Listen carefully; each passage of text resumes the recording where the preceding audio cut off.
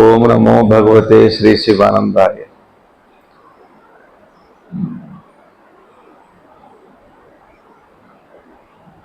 ఆత్మబంధువులైన మీ అందరికీ నమస్కారం. సద్గురు శ్రీ నిసర్గదత్త మహారాజు వారి పాదాలకు ప్రణమిల్లుతూ వారిచే అనుగ్రహించబడిన నిసర్గదత్త మహారాజు వారితో జ్ఞానాలు అనే పుస్తకంలో 119వ నిరూపణ చెప్పుకుంటున్నాం. నిరూపణ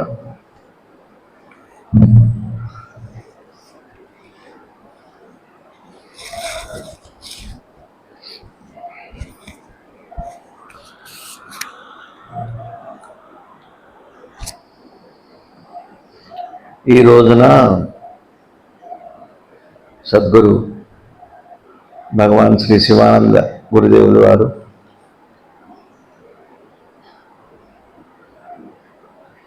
మనకి శరీరంగా ఈ మాయ మోహితులైన మనకి శరీరంగా కనపడి జ్ఞానభిక్ష పెట్టి శరీరాన్ని మళ్ళీ వారిలోనే అనంత విశ్వంలో వ్యక్తం చేశారు. అనంత విశ్వంలో వారిలోనే లయం చేసుకున్నారు. ఎక్కడికి వెళ్ళలేదు వారు ఈ రోజున అంటే 8 ఇంగ్లీష్ డేట్ అయితే తెల్లవారితే 9. కాబట్టి ఈ రోజున వారి శరీరం వదిలి గురువు శరీరం ఎందుకు వదులుతాడు అంటే మీకు కూడా మరణం లేదు, శరీరం లేదు అని తెలుసుకోవడానికే గురువు శరీరం వదులుతాడు. అది గురుతత్వం. కాబట్టి సత్పురుషులు ఎప్పుడు కూడా దేహం కాదు. సదాశివ బ్రహ్మేంద్ర సరస్వామి వారు ఉండేవారు. గొప్పవారు. ఆయన ఎన్నో కీర్తనలు అవి రాశారు. వారు జ్ఞానాన్ని వారి కీర్తనల ద్వారా కూడా చేశారు. ఆయన సదాశివ బ్రహ్మేంద్ర స్వామి. ఒకసారి వారు కావేరి ఒడ్డున ధ్యానంలో అటు పడుకొని ఉంటే నది పొంగుతుంది బాగా. అక్కడ వాళ్ళు చూసి వచ్చి చెప్పారు, లేవండి నది పొంగుతుంది, లేచి వెళ్ళిపోండి. వారికి స్మృతిలో లేరు, దేహస్మృతి లేదు, ఆత్మానందంలో ఉన్నారు ఆయన. సరే కాసేపు పిలిచారు, వాళ్ళు దాకా వాడు వెళ్ళిపోయారు. ఏం చేస్తారు పాపం, వారు అసలు ఈ స్పృహలో లేరు కదా, స్మృతిలో. సరే తర్వాత నది పొంగింది. ఆ 4 నెలలు అయింది. 4 నెలల తర్వాత వాళ్ళందరూ ఇసుక కోసం తవ్వుకుందామని వచ్చారు. వాళ్ళు ఇసుక తవ్వుతుంటే రక్తం వచ్చింది. ఏమిటంటే రక్తం వస్తే ఆ పార తగిలి ఏంటని చిన్నగా అదంతా తొలగించి పక్కకి చూస్తే అక్కడే మహనీయుడు ఉన్నారు. ఇంకా అట్లనే ఉన్నారు ధ్యానంలో. అడిగారు, ఏంటి స్వామి అంటే, ఆత్మానందం ఉన్నాను, నాకు భయం లేదు. అంటే దీన్ని బట్టి మనకేమర్థమవుతుంది, ప్రకృతి అనంతమైన ప్రకృతి ఒక చిన్న సూక్ష్మ అంశం. పరమాత్మ యొక్క శక్తిలో ఈ ప్రకృతి ఒక సూక్ష్మాంశం. ఇది చాలా పెద్దగా కనపడుతుంది, అందులో పరమాత్మ సూక్ష్మాంశంగా కనపడతాడు. అది చిత్రం. జ్ఞానానికి మాయకి తేడా ఏమిటంటే, చూడండి ఎంత విశాలంగా కనపడుతుందో ఈ ప్రపంచం. చెట్టు చేమ మనకు తెలిసిపోయే పూర్తిగా అర్థం కాదు. ఒక బజారు వదిలిపెట్టి ఇంకో బజారుకి వెళ్ళేటప్పటికీ ఆ ఊరంతా ఇల్లంటాం, కానీ మళ్ళీ ఎక్కడో ఒక చోట ఉంటాం. ఒక చిన్న ఊళ్ళోనే, మన ఇంట్లోనే ఒక గదిలు వదిలిపెట్టి ఒక గదిలు వదిలిపెడతాం. ఇల్లంతా తిరిగినా ఇంట్లో ఎక్కడో ఒక చోటే ఉంటాం. కొద్దిగా పరిధి దాటి పైకి వెళ్తున్న కొద్దీ అదే చాలా చిన్నమైంది. ఈ అనంత విశ్వము సకల 14 భువన భాండాలు కూడా పరమాత్మ యొక్క అంశాలు ఒక చిన్న అంశం. మనకిప్పుడు పరమాత్మ ఈ అనంత విశ్వంలో చిన్న అంశలాగా అందులో ఉన్నట్టుగా కనపడతారు. ఇదే చిత్రం. ఇంత బ్రహ్మాండంలో లోపల ఎక్కడో సూక్ష్మాంశంగా ఉంటారు ఆయన. ఈ దృష్టికి, ఆ దృష్టితో చూస్తే ఆయన అందులో ఇందులో ఒక సూక్ష్మాంశం ఇది. మన సూర్యుడు ఎంత కనపడుతున్నాడు, ఇంత కనపడతాడు, అనేక రెట్లు పెద్దది, ఈ భూమి కంటే అనేక రెట్లు పెద్దది. ఇంత దృష్టికి అంతే, చిన్న దృష్టికి అంతే, వెళ్ళలేము కూడా. మనకి సరిపడి వస్తుంది. 50 డిగ్రీలు వస్తే ఓ జనరల్ కూడా జనరల్గా పనిచేయదు, అంతే. చెప్పాగా ఇందాక, ఈ దేహాన్ని దేవుడి కట్టుగా ఉంది. ఇప్పుడు మీరందరూ మాస్కులు పెట్టుకున్నారు, మొహానికి ఎవరెవరో గుర్తుపట్టట్లేదు, అందులో ఒక లాగా ముసుగు వీరులాగా. కాబట్టి మాస్క్ మంచిదే. కాబట్టి మాయ అంటే అదే చిత్రం. అట్లా సదాశివ బ్రహ్మేంద్ర స్వామి అలా లేచి వెళ్ళిపోయారు కూడా. వారిని ఏం చేయలేదు. మరి నది ఏం చేయలేకపోయింది 6 నెలలు, మరి నీళ్ళల్లో నదిలో ప్రాణం పోవాలి కదా, శరీరం కూడా పోవాలి కదా, కొట్టుకోపోలేదు, ప్రాణం పోలేదు, ఏం చేయలేదు ప్రకృతి. ఎందుకంటే ఆ అనంతమైన నది కూడా ఆయనలో భాగమే, ఏమీ చేయలేదు. కాబట్టి మరి పోనీ ఆ తర్వాత వారు ఉన్నారా, శరీరం వారు వదిలిపెట్టారు, వారు కూడా శరీరం వదిలిపెట్టారు. మరి ఆ ప్రకృతి ఏం చేయలేకపోయింది అంటే దాని అర్థం ఏమిటి అంటే, పగలు రాత్రిలాగా మనకి పగలు కనపడుతుంది, రాత్రి కనపడదు. రాత్రిపూట ఏమి కనపడదాం, రాత్రి కనపడదాని కాదు, రాత్రి ఏమీ కనపడదాని కానీ రాత్రి కనపడదాం మనకి. రాత్రి కనపడుతుంది కానీ రాత్రి ఏం కనపడదు. పగలన్నీ కనపడతాయి కానీ పగలు ఏమిటో మనకు కనపడదు. చిత్రం అది. పగలంటే ఏం తెలుస్తుంది? ఆ వెలుతురు, ఆ దివ్య తేజస్సు మనకు తెలియదు, ఆ ప్రకాశం తెలిస్తే జ్ఞానమే.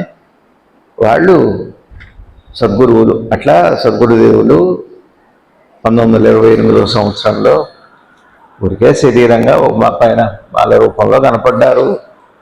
ఎదిగినట్టు కనపడింది. మళ్ళీ 2015లో 8వ తారీఖు జూను శరీరం వదిలిపెట్టినట్టుగా ఊరికే వ్యక్తమైంది అంతే. ఆకు రాలింది, ఆకు వచ్చింది. పోనీ ఆకు రాలిన ఆకులాగానే ఉంటుంది, ఉన్న ఆకు కూడా.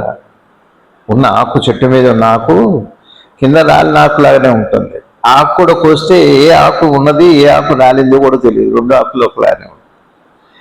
కాబట్టి గురువు కూడా దేహం ఆకులు రాల్చినట్టే అనేక రూపాలుగా ఉంటారు, కానీ మనకి తెలియదు. ఈ దేహమే అడ్డుగా ఉంది మనకి, చిత్రమైంది అది. ఇందులో మహనీయులండి, చాలా మహనీయులు. ఈ దేశం, భారతదేశం అంతా జ్ఞానులు, జ్ఞానులే ఈ దేశం, భారతం. ఈ భారతదేశం అంటేనే ఆ ప్రకాశం విశేషమైంది అది.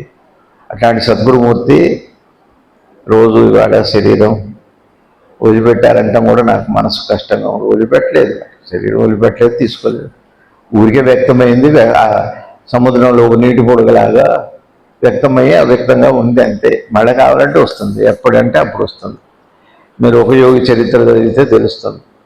అట్లానే మీరు నడిచే దేవుడు పుస్తకం చదివితే పరమాచార్య స్వామి వారు ఆ పాల్గొనడానికి శరీరం అక్కడ కనపడ్డారు, మళ్ళీ అదృశ్యమైపోతారు. అట్లా ఎన్నో ఉన్నాయి ఈ భారతదేశంలో.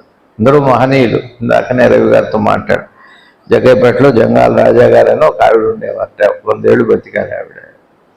నాకు సంతోషంగా ఉంది. రామభక్తురాలు. 70వ సంవత్సరం నుంచి 30 సంవత్సరాల కాలం ఆ గది వదిలిపెట్టి వెళ్ళలేదు. ఆ రామభక్తిలోనే ఉంది. ఎవరన్నా వాళ్ళ బంధువులు, వాళ్ళ పిల్లలు, మనవలు, మనవరాళ్ళు వస్తే దండం పెట్టుకొని వాళ్ళు వెళ్ళటమే కానీ ఆవిడ ఎక్కడికి ఫంక్షన్స్కి వెళ్ళలేదు. మనకేమో మోహం వదలదు, ఎన్నేళ్ళు పోయినా వదలదు, ఇంకా ఉంటాం. చిత్రం అదే అనిపిస్తుంది. రవి గారికి అప్పుడప్పుడు కొంతమంది పెడుతుంటారు, ఎక్కడండి అదే బల్సిపాడు, ఎక్కడండి, ఎట్లా రావాలి, అదే పలానా నెంబర్ కాంటాగా. వచ్చిన వాళ్ళు ఎవరు కనపడలేదు నాకు, రాలేదు. సెలవులు లేవా అంటే సెలవులు ఉంటాయి, వాళ్ళకి సెలవు లేదు. గురుధామానికి సెలవు ఉంది, ఎప్పుడు ఉంటుంది. రాదలుచుకుంటే రాలేమా, వెళ్ళలేమా. ఈ దేహం అట్లాంటి చాలా చిత్రం. నాకు అదే అనిపిస్తుందండి. నాకు రమణతత్వం బాగా తేలిగ్గా అర్థమైంది కానీ, శివానంద తత్వం అర్థమైంది కానీ, ఈ మనుషుల తత్వం ఏమిటో అర్థం కావట్లేదు. అందుకని అసలు మనకే కాదు, చాలామంది నేనెవరిని ప్రశ్నిస్తారు కానీ మన ఇళ్లలో తరచుగా అందరూ అనే మాట, అసలు ఏంటి మీరు ఎవరో నాకు అర్థం కావట్లేదు, మీరు అర్థం కావట్లేదంట. ప్రశ్నేమో నేనెవరని, అర్థం కానేమో మీరెవరని. అంటే తత్వాలు అర్థం కావట్లేదు. అర్థమైతే వాడు అర్థమవుతాడు. ఎవరికి ఎవరు అర్థమైనా అజ్ఞానం అర్థమైతే జ్ఞానం వస్తుందని భగవాన్ రమణ మహర్షుల వారి వాక్కది. మనకి అజ్ఞానం, మన జ్ఞానం తెలుసుకోవాలనే ప్రయత్నంలో అజ్ఞానంలోనే ఉన్నాం. అజ్ఞానం ఏమిటో తెలుసుకుంటే జ్ఞానం పెద్ద కష్టం కాదు. ఆ జంగాల ఆవిడ రాజాగారు ఆవిడ పేరు. ఒక ఇడ్లీ తినేవాట ఆవిడ. ఆ ఇడ్లీలో సగం ముక్కే, సగం తిని మిగిలిన సగం ఆవుకు పెట్టేవాట ఆవిడ. ఎవరితో చేయించుకోవాలి, జబ్బులు ఉన్నాయి, కంప్లైంట్ లేదు, ఏ బంధుత్వం లేదు, మమకారం లేదు. ఎట్లా జీవించారండి మన జగ్గైపేట, మరి మన వాళ్ళే, మన పక్కనే చూడలేకపోయాం మనం. వీళ్ళందరూ మహనీయులే, సాధుకులే వీళ్ళందరూ. మొన్న మధ్య కూడా చెప్పాను నేను మీకు, నా ఊళ్ళో తమ్మర్లో ఈ మధ్యనే చెప్పాను మీకు, రాజమండ్రిలో 100 ఏళ్ళు ఆవిడ త్రిసంధ్య చేసుకొని చెప్పి వెళ్ళిపోయారు వాళ్ళు. మేము వెళ్ళిపోతున్నాం ఈరోజు ఇట్లా టైం అని చెప్పి వెళ్ళిపోతారు వాళ్ళు. సామాన్యులే, మళ్ళీ ఆయన మీలాగనే పిల్ల జల్ల, ఇల్లు వాకిలి, సంసారం. వాళ్ళు ఏమి పెద్ద అరణ్యాలకు వెళ్ళలేదు, సంసారం వదిలిపెట్టలేదు. లేక కాదు, మనసులో ఎవరు ఎంతకాలం బంధం పెట్టుకున్నారో అంత 70 ఏళ్ళైనా మాకు మమకారం వదలట్లేదా, బంధం పోవట్లేదా, ఒక పలకరింపు రాదు, ఒక ఆత్మీయత రాదు, ఒక క్షేత్రానికి వెళ్ళలేము, ఒక సత్సంగం లేదు. సత్సంగం అంటే ఆదివారం అటెండ్ అవుతుంది, సత్సంగం కాదండి. మేము వస్తాం కదండి అంటాం, నేను కూడా వస్తా. హృదయంలో ఆవిడది సత్సంగం అంటే.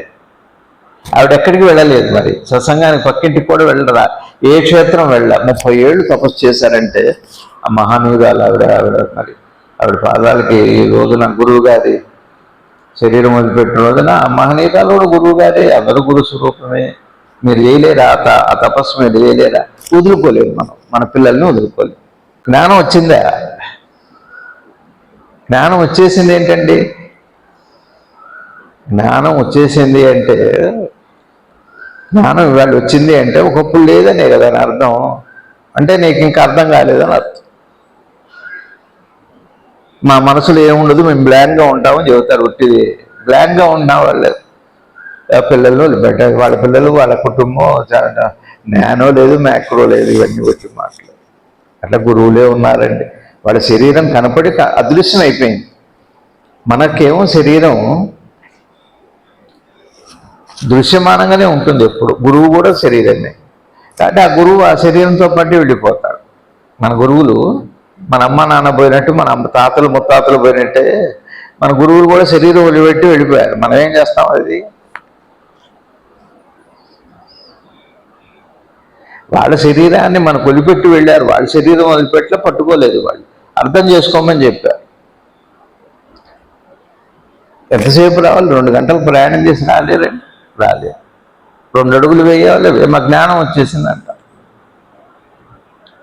బాగా అర్థం చేసుకోండి. మమకారాలు, బంధాలు, సింపుల్సిటీ అంటే మరి ఆవిడ 30 ఏళ్ళు ఒక సామాన్యమైన ఆవిడ, జంగాల ఆవిడ జగ్గైపేటలో మరి ఎంతమంది చూశారో, ఎంతమందికి ఆవిడ తెలుసో కూడా తెలియదు నాకు. ఏదో ఆ గదిలో ఉందంతే. ఎవరన్నా మనవాళ్ళు వస్తే దండం పెట్టుకొని వెళ్ళిపోవటం అంతే. ఆవిడ ఎక్కడికి వెళ్ళలేదు. లేస్తే మనం మన ఇంట్లో ఉన్నాం. మనం ఎవరిళ్ళలో వాళ్ళు ఉండట్లేదు. క్షేత్రాలు వెళితే ఏమవుతుంది, ఎన్ని క్షేత్రాలు తిరిగితే ఏమవుతుంది? గురువుగారు చెప్పారు, కాశీ 10 సార్లు వెళ్ళే క్షేత్రంగా అన్నారు. మరి ఎందుకు వెళ్తున్నారు కాశీకి 10 సార్లు? అరుణాచలం 10 సార్లు వెళ్ళేది కాదు, 10 సార్లు స్మరించే స్థలం కూడా కాదు అరుణాచలం. ఒక స్మరణతోనే పోతుంది, ఆ రుణాలన్నీ తీరిపోతాయి. అట్లాంటిది అరుణాచలం. మరి సోమవారం బస్సులు వేసి మరి ఆరోగ్యం కోసం వెళ్తున్నాం. మంచిదే, ఈశ్వరుడికి 2 సమానమే, పర్లేదు. కాబట్టి అదే అర్థం కావట్లేదు. మన ఇళ్ళల్లో అంటలేదా, మీరేంటి నాకు అర్థం కావట్లేదు అంటారు. కొడుకునేమో తండ్రి అంటాడు. అదేంటో నాన్నగారు మీరు నాకు అర్థం కావట్లేదని కొడుకు తండ్రిని అంటాడు. భర్త భార్యని అంటాడు. భార్య భర్తను అంటుంది, మీరు నాకు అర్థం కావట్లేదు 7 సంవత్సరంలో. ఎదుటి వాళ్ళు అర్థం కావట్లేదు. ప్రశ్నేమో నేనెవరిని తెలుసుకోవాలని అరుణాచలం వెళ్తాం. ఇంట్లోనేమో మీరు అర్థం కావట్లేదు అంటాం. అర్థమైతే మీరు ఎక్కడికి వెళ్ళక్కర్లేదు. నేను చెప్పేది మీకు అర్థం కావట్లేదు. ఏంటంటే మీరు నిసర్గదత్త మహారాజ్ చెప్పమంటే చెప్పట్లేదు, మీరు జ్ఞానం చెప్పమంటే. జ్ఞానం మాకు మంచి మాటలు, లోతైన మాటలు చెప్పాలంటున్నారు. తేలిక మాటలేమో నాకు ఇష్టం. ఒకటే చెబుతాం, ఒక రహస్యం చెబుతాం మీ అందరికీ, బాగా గుర్తుపెట్టుకోండి. బాగా జపం చేస్తాం, ఎక్కడెక్కడికో వెళ్ళి ధ్యానాలు చేసుకుంటాం, ఎవరి మొహాలు చూడడం. సరే ఇవన్నీ వదిలిపెట్టండి, ధ్యానాలు అయితే చేస్తాం. కానీ ఒక మాట చెబుతున్నాను, ఇవాళ సత్సంగం కూడా అదే, ఇవాళ నిసర్గదత్త మహారాజ్ చెప్పేది కూడా అదే. ఇప్పుడు మనందరం ఏమంటాం? ఆలోచన అని అంటామా? మనం ఎందుకు గారు ఆలోచన అంటామా? ఆలోచన ఏంటో తెలుసా మీకు? ఇప్పుడు నేనేం ఆలోచిస్తున్నానో మీకు తెలియదు, మీరేం ఆలోచిస్తున్నారో నాకు తెలియదు. సరే, ఇది పర్లేదు. నా ఆలోచన మీకు తెలియకపోవటం, మీ ఆలోచన నాకు తెలియకపోవటం సహజం. నేనేమంటున్నా అంటే మీ ఆలోచన మీకు తెలుస్తుంది అంటున్నాను. అని తెలుసు అంట. ఇప్పుడు మీరేం ఆలోచిస్తున్నారంటే ఏమో, ఎవరి మనసులో ఆలోచన ఉందో, ఎవరేం గుర్తొచ్చారో ఆలోచిస్తాం. అంటే ఆలోచన అంటే అది కాదు. మీరు ఏం ఆలోచిస్తున్నారో మీకు తెలియటం ఆలోచన తెలియటం కాదు. అసలు ఆలోచన అంటే ఏమిటి? ఆలోచన యొక్క పుట్టుక ఏమిటి? ఆలోచన పెరుగుదల ఏమిటి? ఆలోచన ఎట్లా అదృశ్యమవుతుంది, ఎట్లా దృశ్యమానం అవుతుంది? ఆలోచన ఎట్లా పెరిగి పెద్దదవుతుంది? ఆలోచన ఎట్లా పుడుతుంది, ఎట్లా పెరుగుతుంది, ఎట్లా కనపడకుండా అదృశ్యమవుతుంది మనకు తెలుసా? ఒక మాట చెబుతున్నా, ఒకటే స్ట్రైట్ క్వశ్చన్ జ్ఞానానికి చెబుతున్నా. మీరందరూ రాత్రి నిద్రపోయారా, పోలేదా? పోయారా? ఆలోచనలు ఉన్నాయా మీకు నిద్రపోయాక? మొహమాట పడకండి, ఏ ఆలోచన లేవు కదా. సరే, పొద్దున్నే లేవగానే ఆలోచనలు వచ్చినాయా, రాలేదా? ఏదో ఒక ఆలోచనతో లేస్తున్నాక వచ్చినాయా? మరి నిద్రలో ఎక్కడ పోయినాయి, ఎక్కడి నుంచి వచ్చినాయి? ఒక్క మాట చెప్పండి. మీకు తెలిస్తే ఆలోచన తెలిసినట్టే. మీకు ఆలోచనలు ఎక్కడికి పోయినాయి, మళ్ళీ పొద్దున్నే లేవగానే ఎట్లా వచ్చినాయి? పరుచులో డబ్బుల్లాగా, బీరువాలో డబ్బుల్లాగా, బీరువాలో బట్టల్లాగా. రాత్రి నిద్రలో ఆలోచనలు పోయినాయి అంటున్నాం మనం, పొద్దున్నే ఆలోచనలు వచ్చినాయి అంటున్నాం. ఏమ్మా, నీకు అర్థమవుతుందా? ఎక్కడికి పోయినాయి ఆలోచనలు? సరే, నిద్రపోయారులేండి, పోతే పోయి. నిద్రలో ఆలోచనలు ఎక్కడికి పోయాయి? పొద్దున్నే మెలుపు వచ్చింది, ఆలోచనలు వచ్చినాయి అంటారు. ఎక్కడి నుంచి వచ్చినాయి?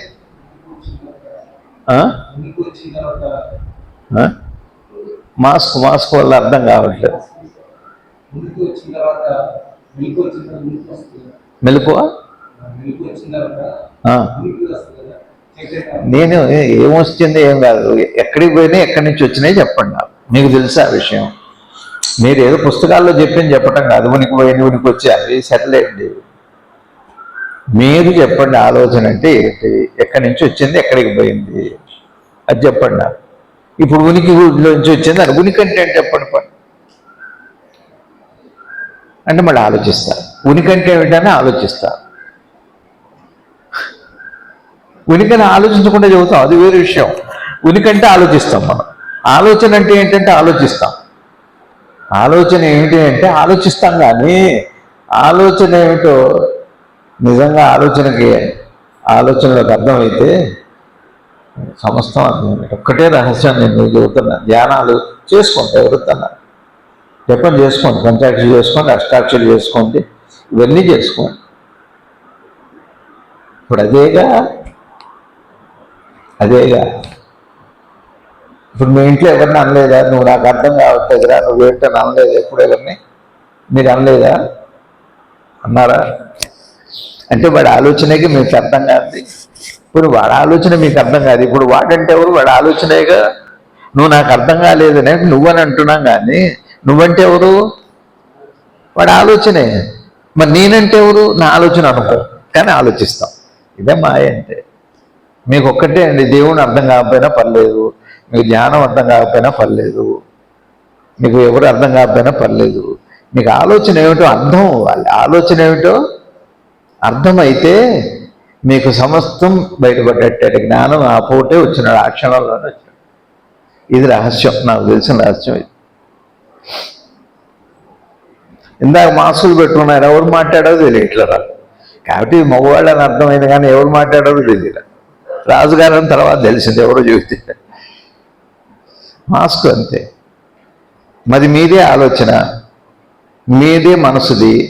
ఆలోచన మీ మనసులోదే, ఆలోచన కూడా మీదే. మీకు తెలియకపోవటం ఏంటి? తెలిస్తే గురువు అర్థమవుతాడు. సరే, ఇప్పుడు సబ్జెక్టులోకి వద్దాం. అహంకార రహితమైన అహంకారముతో ముడిపడినట్టి ఆలోచన ఒక్కటి కూడా ఉండదు. ఆలోచన ఏంటో తెలుసా అండి? ఆలోచన ఏం చేస్తుంది అంటే గొప్పదంటుంది, ఇది నీచమైంది అంటుంది, ఏదైనా అంటుంది.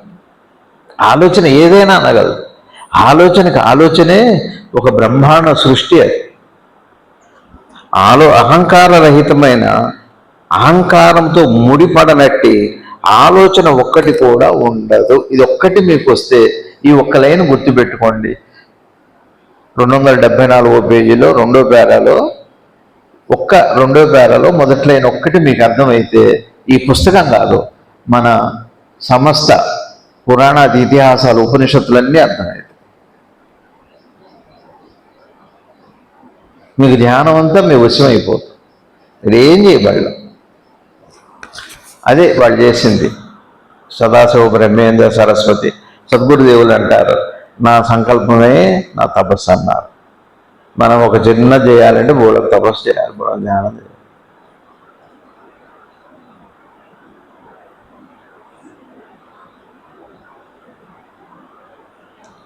ఈ ఒక్క లైన్ అండర్లైన్ చేసుకోండి, రాసి పెట్టుకోండి. క్యాలెండర్ మీద, మీరు ఇంట్లో క్యాలెండర్ మీద ఒకటి రాసి పెట్టుకోండి. దీన్ని అర్థం చేసుకునే ప్రయత్నం చేయండి. ఈ పుస్తకం అంతా చదవద్దు, ఈ పుస్తకం అన్ని చాప్టర్లు చదవద్దు, అన్ని పేరాలు చదవద్దు. ఈ చాప్టర్లో 119వ చాప్టర్లో నిరూపణ ఇది వారికి నిరూపణ అయింది. వారికే కాదు, సమస్త జ్ఞానులకి నిరూపణ అయింది. అది కాదు, మీరు చేస్తే మీకు కూడా నిరూపణ అవుతుంది. చిన్నపిల్లలు నిలబెట్టాడు, వాళ్ళకి తెలియదు. మీరు ఇంక మళ్ళీ వచ్చే పని లేదు, ఎట్లాగో రారనుకో.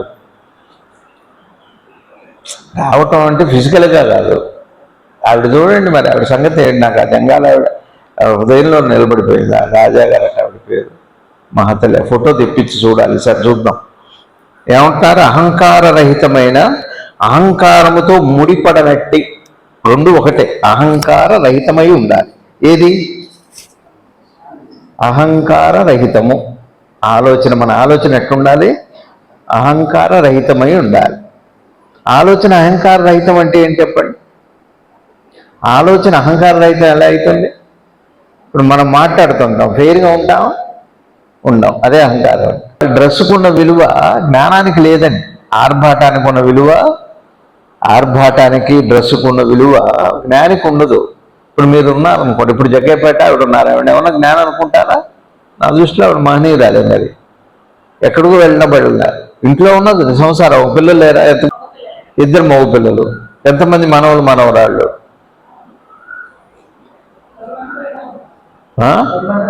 10 మంది మనవలు మనవరాళ్ళు. మరి మీకున్నారా 10 మంది?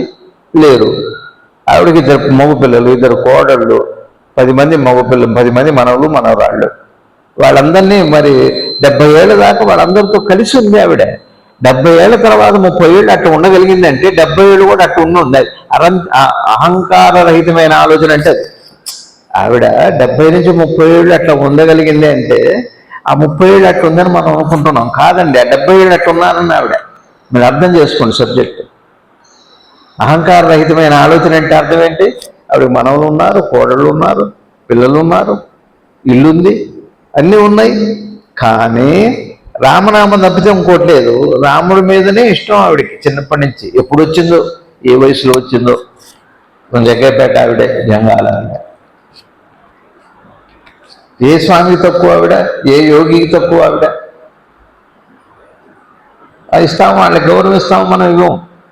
ఎక్కడికో వెళ్ళిపోతాం. ఎక్కడో వాళ్ళ ఫలానా వాళ్ళు ఉన్నారంటే వాళ్ళ దగ్గర వెళ్ళిపోతాం, కానీ మన పక్కనే ఉంటారు. ఇక్కడ చూడండి ఏం చెబుతున్నారు, రాసుకోండి. అహంకార రహితమైన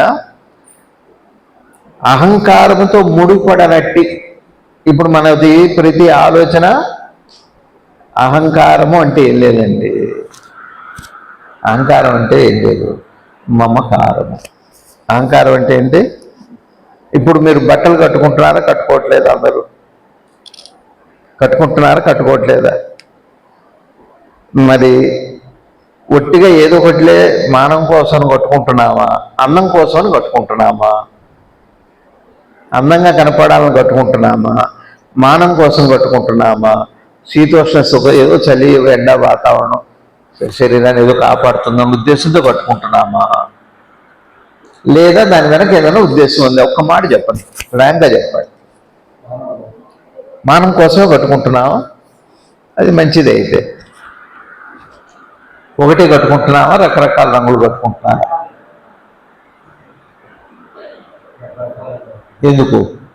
ఎందుకు రకరకాలు? ఎందుకు? మానం కోసం రకరకాల మానాలు ఉంటాయా? రకరకాల రంగులు పెడితే రకరకాల మానం కాపాడుతాం. క్లియర్గా ఫ్రాంక్గా చెప్పాలి. మళ్ళీ అదే ఊరనేది అహంకార రహితమైన, లేదండి మేము ఏదో మమకారంతోనే ఏదో ఉద్దేశం అయితే ఏదో చెప్పాలి, ఫ్రాంక్గా చెప్పాలి. చెబితే అది అహంకార రహితం. ఫ్రాంక్నెస్ లేదనుకోండి, నా కోసం కాదు మీకోసం, మీకు అర్థమైతే కాదు. ఇప్పుడు ఈ వీళ్ళ జ్ఞానుల మాటలు మనకు అర్థమైతే ఆయన బయటపడు ముందు మనం బయటపడతాం. ఒక్కటే చెప్పండి, మీరు బట్టలు కట్టుకుంటున్నారు, నగలు వేసుకుంటున్నారు, దాని వెనక ఏమన్నా ఉద్దేశం ఉందా లేదా? ఏదో ఒక ఉద్దేశం ఉంది కదా, దాని పేరు అహంకారం. ఏ ఉద్దేశం లేదనుకోండి, అది అందరూ ఏదో మానము, అది సహజం. ఇప్పుడు గంగిరెద్దు కూడా వేషం వేస్తాం, దానికి ఏ మానం లేదు, అవమానం లేదు. ఆ డ్రెస్ వేసుకున్న గర్వం లేదు, గౌరవం లేదు. అది అహంకార రహితం అంటే. అట్లా మనం కూడా బట్టలు వేసుకున్నా, అట్లా మనం మాట్లాడినా, మనం ఏ పని చేసినా దాని వెనక వేరే స్వార్థపూరితమైన ఆలోచన లేదనుకోండి, అది అహంకార రహితమైన, అహంకారం ముడిపడనట్టే అప్పుడు ఆలోచన అవుతుంది. అయిందా? ఒక ఆలోచనను అర్థం చేసుకున్నటకు వేరొక ఆలోచనను సృష్టించుట ద్వారా స్వార్థపూరితమైన బుద్ధిని, ఇందులో స్వార్థం ఉందా లేదా? ఇప్పుడు నేను చెప్పింది ఏంటంటే, జ్ఞానం అంటే మీకు నిసర్గదత్త మహారాజు అర్థం కావాలని పుస్తకం కళ్ళు మూసుకొని ఏం చేయాలి నేనెవరు అసలు నిసర్గదత్త మహారాజు ఎవరు, రమణ భగవాన్ ఎవరు, బుద్ధుడు ఎవరు, జీసస్ ఎవరు, ఈ వీళ్ళందరూ ఎవరైతే మీకెందుకు? మీ ఆలోచనలు ఎట్లున్నాయి? తలకాయ దూకుంటే ఎట్లుంది, పౌడర్ వేసుకుంటే ఎట్లుంది, స్నానం చేస్తే ఎందుకు? మనం ఇంట్లో ఉన్నప్పుడు మొహం కడుక్కుంటాం, బయటికి ఫంక్షన్కి వెళ్ళేటప్పుడు మొహం కడుక్కునేటప్పుడు ఉన్న తేడా మీరు ఎప్పుడైనా చూసారా? సో అదే అహంకార రహితం కాదు, అహంకారంతో కూడిన ఆలోచన. ఏదో ఉంది ఆలోచన, ఏముందో మీకే తెలియాలి, నాకు తెలియదు. ఎవరికి ఏముందో ఆ డ్రెస్ వేసుకున్నప్పుడు, నడిచేటప్పుడు, ఏ పని చేసినా నీకు అసలు కాదు, ఏ ఆలోచన చేసినా, ఏదైనా పని చేయటానికి ఆలోచిస్తాం. ఈ ఆలోచన కూడా అహంకారంతో ఉందనుకోండి, ఉందా? చెప్పండి, ఫ్రాంక్గా చెప్పండి. రోజు చూడండి, పొద్దున్న లేచి పడుకునేంత వరకు ఎవరితోనో మాట్లాడుతున్నాం అనుకోండి, నేను జ్ఞానిగా కనపడాలి.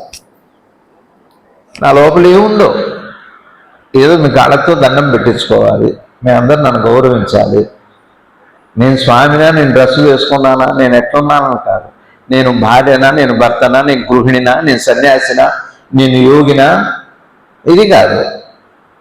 ఆవిడ ఎట్లుంది? సగం ఇడ్లీ తిన్నారు, సగం ఆవుకు పెట్టారు, పుణ్యం కోసం కాదు. సగం రాలనుకుంది, ఆవుకు పెట్టింది. రాముడు అనుకుంది, రాముడికి పెట్టింది. ఇప్పుడు అదే అహంకార రహితమైన ఆలోచన. మీకు అర్థమవుతుందండి? మీరు ఊరు వెళ్ళండి, 1,00,000 ఆలోచనలు ఉంటాయి. ఎవరితోనో మీరు సంబంధం పెట్టుకోండి, ఏదో ఒకటి ఉంటుంది ఆలోచనలో. మన ఆలోచన కదలికకి దాని వెనక ఖచ్చితంగా అహంకారం అంటే ఏం లేదు. మీరు తేలిగ్గా అర్థం చేసుకోండి. స్వ అర్థం, ఏదో ఒక ప్రయోజనం అయితే ఉంది ప్రతి ఆలోచన వెనక. అంటే అట్లా ఉంటామండి అంటే అట్లాని కాదు, చూడమంటున్నా. ప్రయోజనం లేకుండా ఎట్లా ఉంటామంటే ఉండొచ్చే, ఎందుకు ఉండలేరు? ఆవిడ లేదు, 10 మంది మనవులతో కూడా వాళ్ళ వైపు వాళ్ళ ఫంక్షన్స్కి ఆవిడ ఎక్కడికి ఆవిడ వస్తే దండం పెట్టుకున్నారు, వెళ్ళిపోయారు. ఆవిడే మనం ఏమంటాం? మనవలు కదా, మనవరాలు కదా, మరి నా బాధ్యత కదా, మరి నేను పెద్దవాడిని కదా, మరి నాకు నేనెవరో తెలియాలి. వెళ్ళటం కాశీ వెళ్ళటం నాకు ముక్తి. ఎక్కడి నుంచి వస్తుంది ముక్తి? నీ ఆలోచనలో స్వార్థం వదలకపోతే ముక్తి ఎక్కడి నుంచి వస్తుందండి?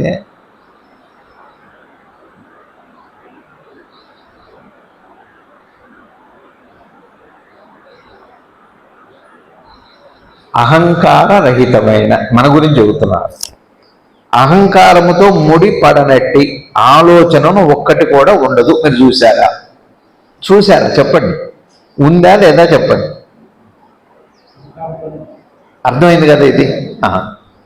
ఒక ఆలోచనను అర్థం చేసుకున్నటకు వేరొక ఆలోచన సృష్టించుట ద్వారా, ఇప్పుడు ఉదాహరణకి నేనెవరో నాకు తెలియాలి, ఇది ఒక ఆలోచన కాదా? నేనెవరో నాకు తెలియాలి, ఇదేంటి? ఆలోచన. దీనికోసం ఏం చేస్తాం? 3 ఆలోచనలు చేస్తున్నాం కదా. అన్ని ఆలోచనలు వెనక ఏముంది? స్వార్థమే ఉంది కదా. ఇది చూసామా, ఇది చూడం, కానీ 3 ఆలోచనలు అయితే చేస్తాం. సరే,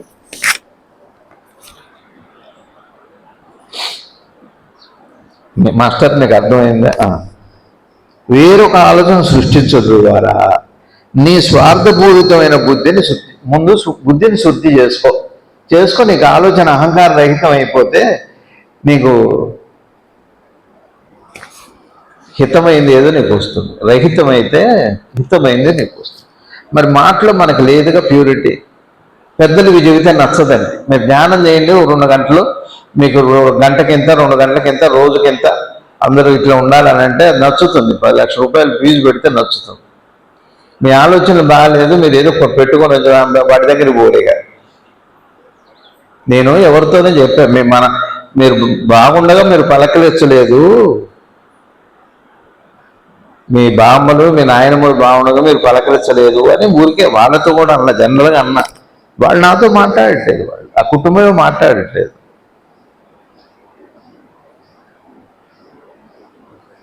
ఇప్పుడు మీరు నిసర్గదత్త మహారాజు ఏమంటున్నారంటే, మీరు బట్ట కట్టుకున్నా, మీరు ఏ వేషం వేసుకున్నా, మీరు ఏ పని చేసినా మీ ఆలోచనలో స్వార్థం ఉంది కదా, దాన్ని శుద్ధి చేసుకోండి. మీకు జ్ఞానం నేనెవరు తర్వాత తెలుసు. ముందు ఇది తెలిసిందో తెలియలేదా? ఇది కష్టమో చెప్పండి. నేనెవరో తెలియటం కష్టమే. ఇప్పుడు మీ ఆలోచనలో ఏ మాయ మర్మం ఉందో లేదో మీకు తెలియదా? తెలిస్తే శుద్ధి చేయండి అంటున్నా. అది ఒక్కడు వదిలిపెట్టి ఏం చేస్తే అది శుద్ధి అవుతుంది, అది ఆలోచిస్తాం కాదే. ముందు అశుద్ధి ఉందా లేదా? కాదండి. డాక్టర్ దగ్గరికి వెళ్తారు, మీకు నొప్పి వస్తుందని చెబుతారా చెప్పరా? డాక్టర్ దగ్గరికి వెళ్తే బాధ ఎక్కడని అడుగుతారా? అడగరా? చెప్పరా? బాధను అడిగిన వాడు డాక్టరు ఎక్కడో కూడా ఆయనే చెప్పాలా? మీరు చెప్పాలి. ఇది చూసిన వాళ్ళు మీ ఆలోచన అట్టుంది, మీరు చూడలేరు, చూస్తే శుద్ధి చేసుకుంటుంటున్నారు. ఫస్ట్ ఆ పని చేయండి, మీకు ధ్యానం నెక్స్ట్ అదే వస్తుంది అంటున్నారు. ఏమవుతున్నప్పుడు శుద్ధి అంటే ఏం లేదు. ఆ స్వార్థం పోయింది అంటే పరమార్థం తెలుస్తుంది. స్వార్థం ఏమిటో, దాని పరమార్థం ఏమిటో అప్పుడు తెలుస్తుంది. జ్ఞానులు ఇంతే చెబుతానండి. ఆయన ఎవరన్నా నిసర్గదత్త స్వామి దగ్గరికి వెళ్ళి దేవుడు మీకు ముందు అది పక్కన పెట్టండి, గురిగా అట్లాంటి టాపిక్స్ నా దగ్గర వద్దాను. దేవుడి గురించి మీకు ఎందుకు అంటారు? ఇప్పుడు కాలక్షేపం ఎందుకు? బుద్ధుడి మీద మీ అభిప్రాయం, బుద్ధుడి గురించి ఎందుకు? నీ గురించి చెప్పు, నాకు బుద్ధుడి మీద అభిప్రాయం నేను చెబుతాను, నీకెందుకు? ఏంటి రమణ భగవాన్ గొప్పవారంటారా? గొప్పవాడో కాదు, నీకు ఆయన గురించి నీకెందుకు? అసలు నీ ఆలోచనలు ఏముందో చెప్పు. అసలు ఆయన గొప్పవాడని అంటానికి ఎందుకు? ఏదో పెట్టుకొని వస్తున్నావు. నీ భార్య దగ్గర అట్టనే ఉంటున్నావు, నీ భర్త దగ్గర అట్టనే ఉంటున్నావు, నీ పిల్లలతో అట్టనే ఉంటున్నావు, అందరితో అసలు నీతో నువ్వు అట్టనే ఉంటున్నావు. అందుకేగా ఎవరికి వాళ్ళు ఇళ్ళల్లో ఏమంటున్నారు, మీరు నాకు అర్థం కావట్లేదు అంటున్నారు. ఈ డైలాగ్ కామన్గానే ఉంది. నేనెవరో తెలుసుకోవాలంటారు. మీకు అర్థమవుతుందండి? చేస్తే చెప్పరు. నువ్వు ఏదో పెట్టుకున్నావు మనసు అంటావు. చిన్న గొడవ మన ఇంట్లో అయితే భార్య భర్తల మధ్య కానీ స్నేహితులు కానీ మళ్ళీ ఎవరు, నువ్వేదో పెట్టుకున్నావు నాకు తెలుసు, ఏదో పెట్టుకుని ఇదంతా మాట్లాడుతున్నావు. మరి వీడేం మాట్లాడుతున్నాడు? ఏం పెట్టుకోకుండానే ఇదంతా గొడవ అవుతుందా? వీడు ఏదో పెట్టుకున్నాడు. ఈ ఇద్దరు మాత్రం 100 ఆలోచనలు పెట్టుకుంటారు. ఇద్దరికి ఎవరికి ఏం కావాలి? ఇద్దరికి నేనెవరో తెలియాలి, ఆత్మదర్శనం కావాలి. ఎక్కడికి వెళ్ళాలి? జాగేశ్వరం వెళ్తాం, అరుణాచలం వెళ్తాం, కాశీ వెళ్తాం, తపస్సులు చేస్తాం. మన వాళ్ళు ఎవరితో మాట్లాడాం. కళ్ళకి గంతలు కట్టుకుంటే ఉపయోగం ఉంది. మూతికి మాస్క్ వేసుకుంటే అవ్వకుండా, స్ప్రెడ్ అవ్వకుండా. ఇక్కడ కట్టుకున్నాం, కేరళ నుంచి 2 రోజుల తర్వాత వస్తుంది ఇక్కడికి. మాస్క్ కట్టుకున్నాను లేదు, మనం కట్టుకున్నామని రాకుండా ఉంటుందా? ఇక్కడ దాకా రావద్దని కట్టుకోవద్దా? నా దాకా రావద్దని కట్టుకుంటున్నాం. ఆలోచనలో కూడా నీ ఆలోచన నువ్వు సరిదే, ధ్యానం నీ దగ్గరకు వస్తుంది అంటున్నావు. నువ్వు ధ్యానం ఎట్లా వస్తుందని ఆలోచన చేస్తున్నావు.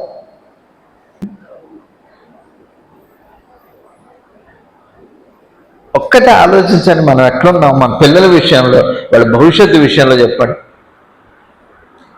పిల్లలు ఎట్లా ఉండాలి, వాళ్ళ భవిష్యత్తు ఎట్లా ఉండాలి, మొత్తం నువ్వే. ఇక అసలు ఇక పిల్లలు పుట్టాలనేమో ముక్కుబళ్ళు పెట్టుకుంటాం.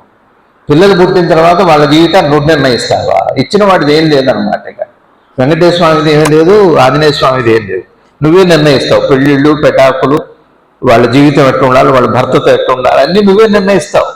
జీవితం అంతా నీ చేతిలో తీసేసుకుంటావు. మరి అడిగేటప్పుడేమో నీ చేతిలో ఉందంటావు. జీవితం నీ చేతిలో తీసుకుంటావా? జీవి నీ చేతిలో లేడు. ఇప్పుడు మనవి కూడా అట్టనే ఉన్నాయి. ఇప్పుడు నేను చెప్పే మాట మీకు ఏమర్థం అవుతుంది? అట్లా కీస్మని అటు అరుస్తుంటే అట్లనే లోపల ఆలోచనలో స్వార్థం ఉంటే ధ్యానం అర్థం కాదు. ఆలోచనలోనే ధ్యానం ఉందండి, మీరు అర్థం చేసుకోండి. ఆలోచనలో ధ్యానం ఉంది కానీ స్వార్థం ఉండటం వల్ల అర్థం కావట్లేదు. మీకు ఆలోచనలో స్వార్థం పోతే ధ్యానం వస్తుందండి అంటున్నారు ఆయన. చూడండి మొదలుపెట్టారు. అహంకార రహితమైన, అహంకారంతో ముడి పడనట్టి ఆలోచన ఒక్కటి కూడా ఉన్నది. అన్నీ ఇప్పుడు అట్టనే ఉన్నాయి. ఆలోచన అంటేనే అట్లా ఉంటుంది. ఇక మీది నాది అని కాదు, ఆలోచన అంటేనే ఈ రెండు ఉంటాయి. ఒక ఆలోచనను అర్థం చేసుకున్నటకు మీకు అర్థమైందండి. ఇప్పుడు దేవుడు అనేది ఒక ఆలోచన. ఆయన అర్థం చేసుకోవడానికి ఏం చేస్తాం? బోల్డ్ ఆలోచనలు చేస్తాం. ఆలోచన ఏమిటి అర్థం చేసుకోం, బోల్డ్ ఆలోచనలు చేస్తాం. అంటే ఆలోచనల చుట్టూనే తిరుగుతున్నాం. వేరొక ఆలోచన సృష్టించడం ద్వారా ఇప్పుడు జబ్బులు కనుక్కుంటున్నానికి మందులు కనుక్కోవడం, మందులు కనుక్కోవడం జబ్బులు పెరిగిపోతుంది. జబ్బుకో మందు, మందుకో జబ్బు. నీ స్వార్థపూరితమైన బుద్ధిని శుద్ధి చేయడం ముందు ఆ పని చేయి. ఆలోచనల తర్వాత, ధ్యానం తర్వాత చేసుకుంది కానీ బుద్ధిని శుద్ధి చేయమంటున్నారు. ఇది నచ్చదండి. ఈ ఒక్క పాయింట్ మనకు నచ్చంది ఈ సృష్టిలో ఏమిటి అంటే, మంచి మాట, ధ్యానం చేయకము, ఆలోచించకము భగవాన్ చెప్పారు. ఊరకుండము అంటే ఏంటి? బుద్ధిని శుద్ధి చేసుకో, అర్థం లేకుండా. నచ్చదు మనకి.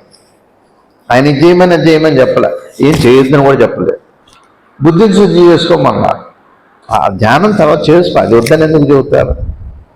నువ్వు ధ్యానం పేరుతో ఆలోచనలు చేస్తున్నావు, రకరకాలు తిరుగుతున్నావు, ఖర్చులు పెడుతున్నావు. నీ ఆలోచన నీకు తెలుస్తూనే ఉంది, ఆలోచన స్వార్థం కూడా నీకు తెలుస్తూనే ఉంది. ముందు దాన్ని వెంటనే కరెక్ట్ చేసుకో. మీరు చూడండి, బియ్యం కడుగుతారుగా అన్నం వండే ముందు, ఆ తెల్లదనం ఆ మురికి వచ్చేంత వరకు కడుగుతారు. తెలుస్తుంది ఇక మీకే. బియ్యం కూడా రాళ్ళు ఏరుతున్నారు, కూరగాయలు కొనేటప్పుడు పుచ్చులు ముదులు చూస్తున్నారు, లేనివి కొనుక్కొని వస్తున్నారు కదా, వెంటనే చేస్తున్నారు కదా పని. అది అని చర్య అంట. చర్య అంటే అప్పటికప్పుడు చేసే. ఇప్పుడు మీకు ఆలోచన, ఇప్పుడు ఎవరితోనో మీరు ఇంటికి వెళ్తాంగా, మనం ఇప్పుడు ఇంటికి వెళ్తామా వెళ్ళాం, సంసారం ఉండదా, పిల్ల జల్ల, ఇల్లు వాకి, స్నేహితులు ఉండదా? మరి ఆలోచనలు రావా? వెంటనే ఏం చేయాలి? వచ్చినప్పుడల్లా కలెక్ట్ చేసుకుంటున్నారు అనుకోండి, 40 రోజుల్లో పడతాం గ్యారెంటీ అంటున్నారు. బుద్ధిని శుద్ధి. ఎక్కడ అహంకారం ఉండునో అక్కడ బంధము ఉండును. స్వార్థం ఉన్న చోటే బంధం ఉంటుంది. బంధం అంటే ఏంటి తెలుసా? బంధం అంటే ఏంటి చెప్పండి?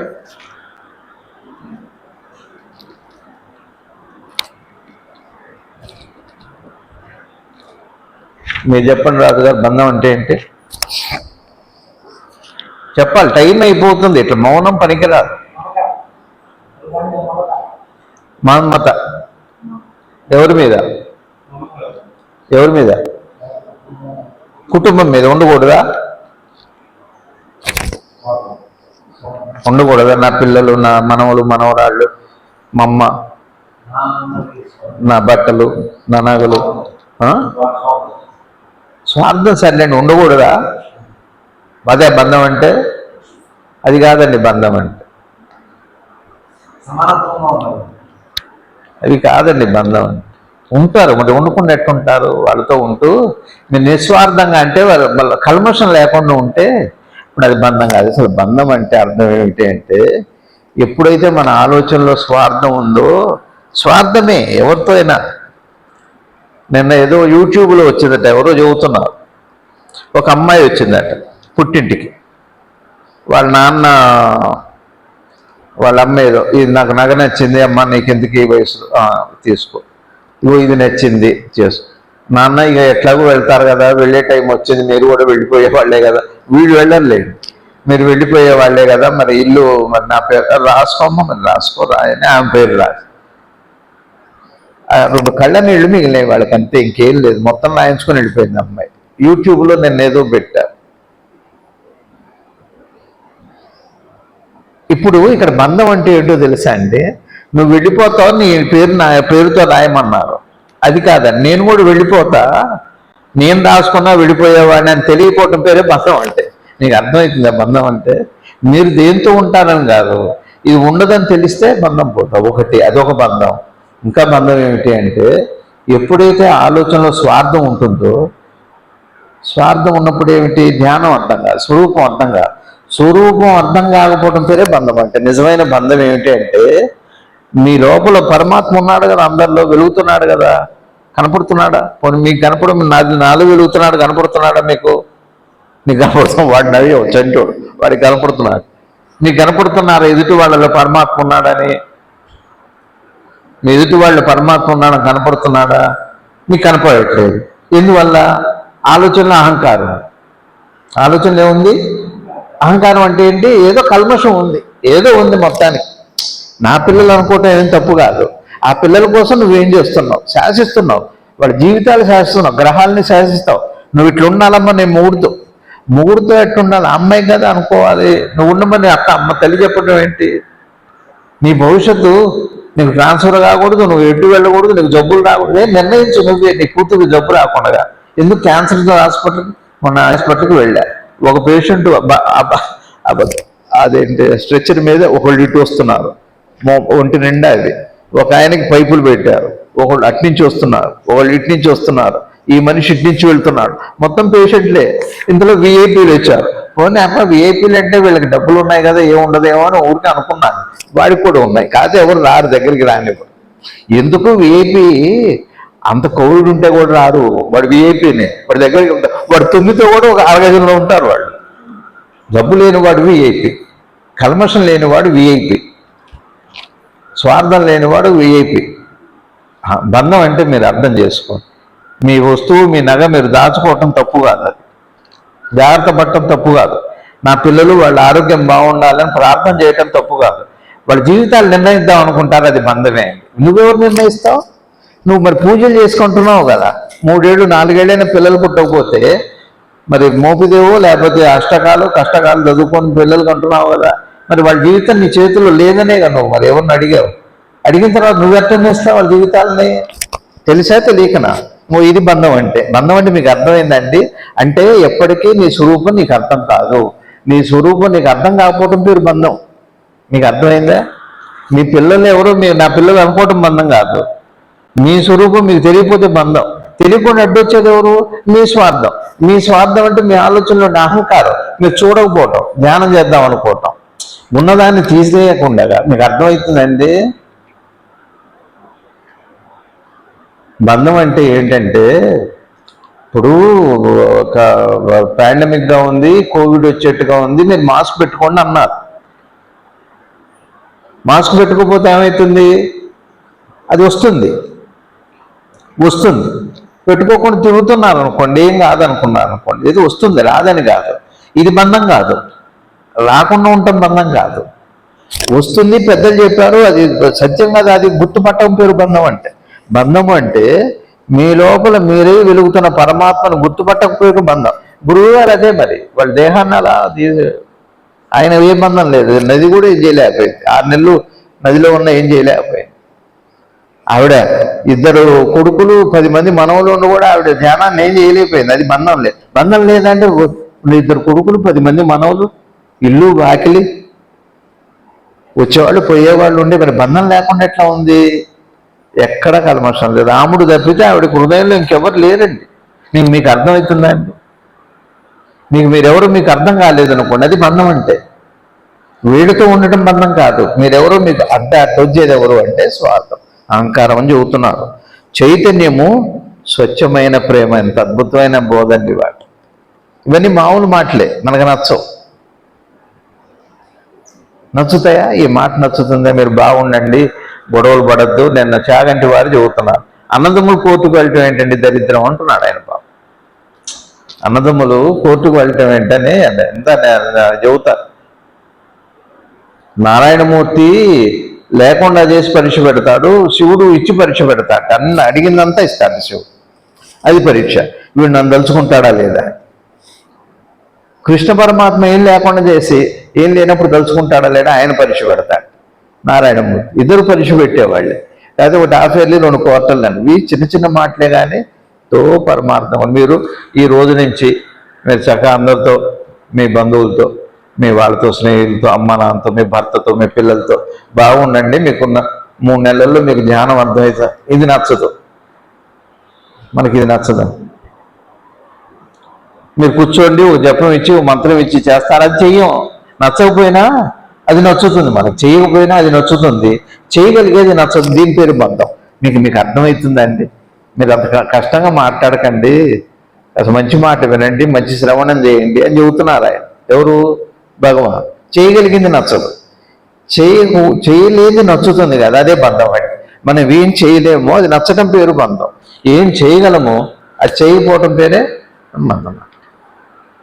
ఒక జాగ్రత్తగా ఉండండి అంటారు అనుకోండి, అది నచ్చదు. మనం సెల్ ఫోన్ ఎక్కువ వాడకండి, పిల్లలకి ఇవ్వండి అన్నారు, మనకి నచ్చదు. పిల్లలకి ఇవ్వకపోతే ఎట్టండి? పిల్లలు నాకు ఆడుకోకుండా ఉంటారు, ఇవ్వు మరి. ఇది బంధం అంటే.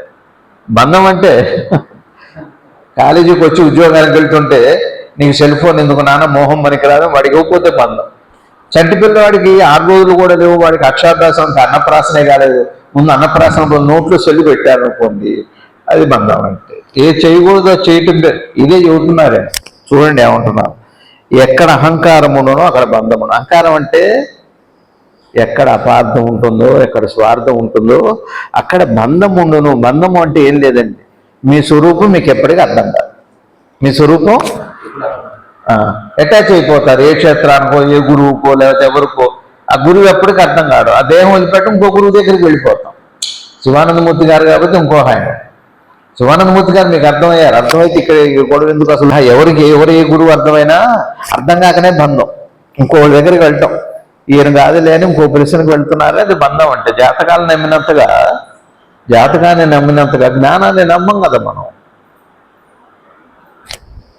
ఎవరికో చెప్పడానికి కాదు కదా.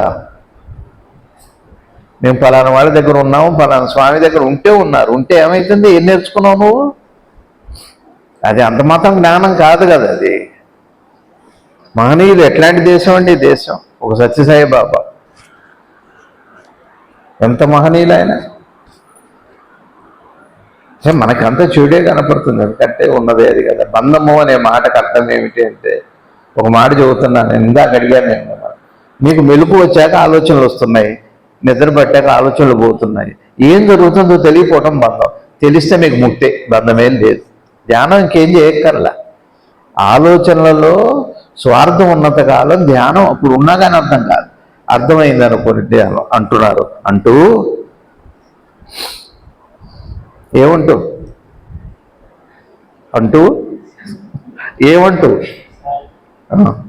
మౌనముగా అక్కడ బంధమును. చైతన్యము స్వచ్ఛమైన ప్రేమ. ఎంత బాగా చెబుతున్నారు. చైతన్యం అంటే ఈయన ఏం చెబుతారు అంటే, పెద్దలు ఏం చెబుతారు జ్ఞానులు అంటే, చైతన్యం అంటే నీ స్వరూపము, చైతన్యము అంటే భగవత్ స్వరూపము, చైతన్యం అంటే హృదయంలో ఉండే భగవంతుడు, దానికి మరో పేరు ప్రేమ. ఇప్పుడు మన ఆలోచనలో ప్రతి ఆలోచన వెనక ఏముందనుకున్నాం? స్వార్థం ఉంది. స్వార్థం బదులు ప్రేమ ఉంటే అది స్వచ్ఛత అవుతుంది. అప్పుడేం కనపడుతుంది మనకి? భగవద్ దర్శనం అవుతుంది. తేలిక చెబుతున్నారు. మౌనముగా ఆయన జై గురు అని చెప్పించుచు ఉండము. ఏమంటున్నారు? మౌనంగా జై గురు అని చెప్పిస్తూ ఉండే. జై గురు అన్న అది కాదు. జై శివానంద, అహం శివానంద, అహం పరం బ్రహ్మ, అది కొటేషన్లు కాదు అది, వారు చెప్పిన మాట. ఇప్పుడు ఏం చెప్తాం మనం? ఏమనుకున్నాం?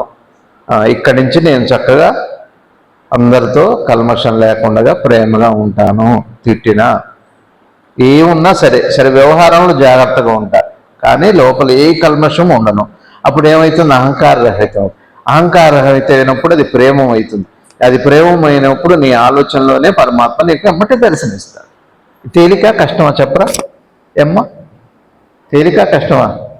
రాణిగారు చెప్పండి. కష్టమా ఇది? జపం చేయండి, మీరు 1,00,000 జపం చేయండి, చేస్తామంటాం కానీ చేయలేము. ఇప్పుడు నేనెవరో తెలుసుకోండి అంటాం, వినటానికి బాగానే ఉంది. ఇప్పుడు తెలుస్తుందా? తెలియదు. పోనీ ఒత్తం మాట్లాడేటప్పుడు మృదువుగా ప్రేమగా కల్మషం లేకుండా మాట్లాడండి, కాస్త పెద్దల మాట గౌరవించండి అన్నాం అనుకోండి, కష్టం అది. అందుకని బంధం అంటే అర్థం ఏంటి? ఎప్పటికీ అజ్ఞానం వదలకపోవటం పేరు బంధం. ఏది వదలట్లేదు. బంధం అంటే అదేగా, వదలలేనిదిగా బంధం అంటే. ఇప్పుడు మనకు అర్థం కానిది ఏంటి? నేనెవరు, నేను పరమాత్మని అర్థం కావట్లేదు, అదేగా బంధం అంటే. అర్థమైతే ముక్తి అయిపోతుంది. అర్థమైతే ముక్తి, అర్థం కాకపోతే బంధం. కాబట్టి జై గురు అనుకో. జై గురు అంటే అర్థం ఏంటి? మీకు ఏ గురువు ఎవరన్నా మీకు హితమైన వాళ్ళు ఒక మంచి మాట చెబితే ఊరికి క్షేత్రాలు పట్టుకొని తిరగటం కాదు. వాళ్ళు వచ్చారు, వీళ్ళు వచ్చారు, ఇంటి వాళ్ళ మొహాలు, బంధువులు పనికిరా, అన్నదమ్ములు పిల్లలు పనికిరారు. మీ బంధువులు ఎవరు? మా గురువు గారు చెప్పారు, నాకు 90 బంధుప్రీతి ఉండాలన్నారు. ఆదరించు, కాస్త ఇంటికి వస్తారు, ఏదో పాపం ఇంటికి వస్తే ఆదరించి ఉడిగా కావిలించుకొని ఇంట్లో కూర్చోమని, అన్నం పెట్టమని కాదు, ఏదో ఒక మాట చెప్పి హితవుగా ఉంటే చాలు. అందరూ రోజంతా అందరికి టైం ఇవ్వమనిగా, ఉన్న టైంలో వాళ్ళు దాన్ని గౌరవించాలి, దీన్ని గౌరవించాలి. ఎప్పుడు పడితే అప్పుడు పోతే ప్రేమని కాదు. అర్ధరాత్రి రోజు 1 గంటకు వెళ్ళి మాకు నా బంధువులు ఎవరు ప్రీతి వెళ్ళినంటే ఏమైతే తెలుస్తుంది మీకే. వాళ్ళు ఇల్లు ఖాళీ చేసి వెళ్ళిపోతారు, సొంత ఇల్లు లేని అమెరికా వెళ్ళిపోతారు. మాకు ఇక్కడ ఉండబుద్ధి కావట్లేదు, అందుకే మేము ఇక్కడ ఉండట్లేదండి. మా నాన్నకి మా అమ్మకి ప్రేమ ఎక్కువైపోయింది. మంచి మాటలు చెబుతున్నారు. మంచి మాటలు మీ అమ్మ నాన్న చెబితే వాళ్ళు వచ్చి ఆ రోజు తెగదింపి ఆస్తి మొత్తం నా పేరుతో రాయండి అంటారు. అంటే మంచి మాట పనికిరాదు. అన్నదమ్ములు పిల్లలు లేరు, బాబాయ్ పిల్లలు లేరు, పెద్దనాన్న పిల్లలు లేరు, ఎవరు బంధుత్వాలు లేరు, ఎవరితో పలకరింపులు లేవు. మాకు మేమే, మా అన్నదమ్ములు, మా అక్క చెల్లెళ్ళు మేమే. ఇక మీకు ధ్యానం కాదు అంటే మీకు కోపం వస్తుంది. రాజుగారు మీకు కోపం వస్తే రావచ్చు, ముక్తి రావాలి. బంధం ఇప్పుడు బంధమే ఉందిగా. నీకు కాశీ వెళ్ళినా ఇప్పుడు ఇదేగా బంధం అంటే. సత్యం అర్థం కావట్లేదు అంటే. వీళ్ళతో బాగుంటే ఉండి చూడు, నీకే తెలుస్తుంది. నువ్వు కల్మషం లేకుండా చూడు. నీ భర్తతో, నీ భార్యతో, నీ పిల్లలతో, నీ స్నేహితులతో కల్మషం లేకుండా ఉండి చూడు, నీకేమర్థం అవుతుందో. ఊరికి ఆశపడటం కాదు, ఇది చేస్తే అది వస్తుంది, మంగళవారం చేస్తే ఇది వస్తుంది, సంతోషి మాత చేస్తే అది వస్తుంది. వస్తే వచ్చింది, అది బంధమే. వస్తుంది అన్న చోట బంధమే ఉంది, పోతుంది అన్న చోట బంధం ఉండదండి, అది కూడా బంధమే. అమ్మో చచ్చిపోయేం కదా మనకి. పిల్లలకి అంటాం, పిల్లల రాతను కనలేం, కానీ శాసిస్తున్నారు మీరు. నువ్వు ఇట్లా ఉండాలి, నీ జీవితం ఇట్లా ఉండాలి. దేశాన్ని శాసిస్తావు, కర్మను శాసిస్తావా నువ్వు? ఆయన అన్నారు, మునిగిపోతావు, కావేరి నది వస్తుంది. బ్రహ్మానందంలో ఉన్నారు. నది వచ్చింది, పెద్ద పొంగు వచ్చింది, పోయింది. అంత ఇసుక కూడా కమ్మేసింది, ఇసుక పూడ్చిపోయింది, నది కమ్మేసింది. అసలు మనకి కాసేపు ఒక నిమిషం నీడలు ఉంటే ప్రాణం పోతుంది, ధ్యానం తర్వాత సంగతి. ఇంత కల్మషం ఉన్నాక ప్రాణం పోగే ఉండి ఏం చేస్తుంది? కల్మషం ఉన్నాక బంధం ఉంటే ప్రాణం పోతుందని. బంధం లేని వాడికి ప్రాణం పోదు. అందుకని ఇప్పుడు రాలేదు కాబట్టి. ఆయనకి నీళ్లు కమ్మేసి వెళ్ళిపోయినాయి 6 నెలలు. ఆ తర్వాత ఇసుక కమ్మేసింది. ఇసుక పూర్తి చేసిన తర్వాత ఇసుక పూర్తి ఇంకేముంటుందండి? కానీ చూస్తే రక్తం వచ్చింది, ప్రాణంతో ఉన్నారు. ఏమో ఎట్లున్నారండి అన్నారు. ఆయన ఉన్నట్టు ఆయనకి తెలియదు కదా. అది కదా మరి సదాశివ బ్రహ్మేంద్రుడు అంటే. కల్మషం లేదు ఆయనకి. వారికి చెయ్యి నరికి ఎవరో చూస్తే చెయ్యి ఊడిపోయి వెళ్ళిపోతూనే ఉన్నారు. ఆయన ఈయన అయ్యో చెయ్యి పొరపాటు తెగిపోయిందని చెప్పి వెళ్ళి ఆయనకి చెయ్యి ఇచ్చారు. ఊరికి తగిలించుకున్నారు, వెళ్ళిపోయారు. చేతుక్కోపోయింది, ఆయనకి తెలియదు ఆ విషయం. శివుడిని అడిగారట, మీరు ఇంత మహత్తడి చేస్తున్నారు, నాకు తెలియదు ఆ విషయం అన్నట్ట శివమహాదేవుడు. మనమేమో నేనే చేస్తున్నాను, నా పిల్లల్ని నేను కన్నా కదా, అడిగి ఆ ముక్కుని కన్నా కదా, వెంకటేశ్వర స్వామికి ఉన్న శివుడికి, శ్రీల మల్లికార్జునుడికి. కానీ వాళ్ళ భవిష్యత్తు నేను నిర్ణయిస్తా. నువ్వు అమెరికాలో ఉన్నానా, ఇక్కడ వద్దు, నువ్వు అని నిర్ణయిస్తావు. భగవాన్ అన్నారు, వాడు ఎందుకు వచ్చాడో, ఎవరు ఏ పని మీద వచ్చారో అదిగో అది ముక్తి అంటే. బంధం లేదు వాళ్ళకి. బంధం అంటే ఏంటి? నువ్వు ప్రతి శాసిస్తున్నావు, కల్మషం ఉంది, అహంకారం అంటే అది. మీకు అర్థమైందండి? నువ్వు మెడిసినే చదువు, నువ్వు ఇంజనీరింగే చదువు, నువ్వు ఇంతే సంపాదించాలి, ఇది బంధమా ముక్తి? ఇది అహంకారపూరితమైన ఆలోచన కాదు. ఈశ్వరుడు అందుకే భగవాన్ చెప్పారు, ఇవాళ బోధ ఎంత బాగుందో. కాబట్టి నీవు చైతన్యమును సర్వవ్యాపమైనటువంటి జై గురు అనుకో. గురువు అనగా చైతన్యము. గురువును జ్ఞాపం ఉంచుకున్నట్టు గొప్ప భాగ్యము. గురువు అంటే ఎవరు? శివానందమూర్తి గారు, లేకపోతే సత్యసాయిబాబు కాదండి. వారు చెప్పిన హితవాక్యం, గురువు వాక్యం ఏదుందో అది ఆచరణలోకి వస్తే గురువు జ్ఞాపకం ఉన్నట్టు. అంతేగాని ఊరికి ఎప్పుడో ఒట్టిగా నామస్మరణ కాదు. దానివల్ల ఉపయోగం ఉంది, క్యారెక్టర్ లేకుండా. మీరు ఎవరిని తెలుసుకుంటున్నారని కాదు. ఇప్పుడు ఆవిడ రాముడు అన్న, రామ రామ రామ రామ జప తప్పితే ఆవిడకి ఇంకోటి తెలియదు. అది గురు జపం అంటే. ఇగో ఇవాళ ఒక మంచి మాట మీరు బొట్టు పెట్టుకోవాలి అంతే. అది గురు జపం అంటే. ఒట్టిగా నామం ఏముంది? ఏ పేరైతే శివానందమూర్తి గురువుగారు అదే అన్నారు, ఎవరు నా మాట వింటారో అది నన్ను అనుసరించినట్టు. నా ఫోటో పెట్టుకోవటం, నా విగ్రహం పూజ చేయటం ఏ గురువు ఒప్పుకోడండి. అది గురుతత్వమే కాదు, గురు పూజే కాదు. ఈయన అదే చదువుతున్నారు. గురువు అనగా చైతన్యం. గురువును జ్ఞాపకం ఉంచుకోవడం గొప్ప భాగ్యం. అంటే గురువు చెప్పిన బోధ. ఏం చెప్పారు చెప్పండి వాళ్ళ. ఇప్పుడు మీకు నిసర్గదత్త మహారాజు గుర్తుంటారా? ఇప్పుడు ఇవాళ విన్నాం కదా. మీ మనసులో ఎవరున్నారు చెప్పండి? ఎవరి మీద భక్తి ఉంది? ఎవరి మీదనో ఉంది. ఏదో ఏ గురువో ఉన్నారు, అది ఎవరన్నా కానీ. షిరిడి సాయిబాబానో, సత్యసాయిబాబానో, దత్తాత్రేయుడు వారో, లేకపోతే శివానంద గురుదేవుల వారో ఎవరో ఉన్నారు. ఉండనివ్వండి. మీకు నిసర్గదత్త మహారాజ్ ఆదివారం వరకే కదా. ఆయన ఏం చెబుతున్నారు? మీ మనసుని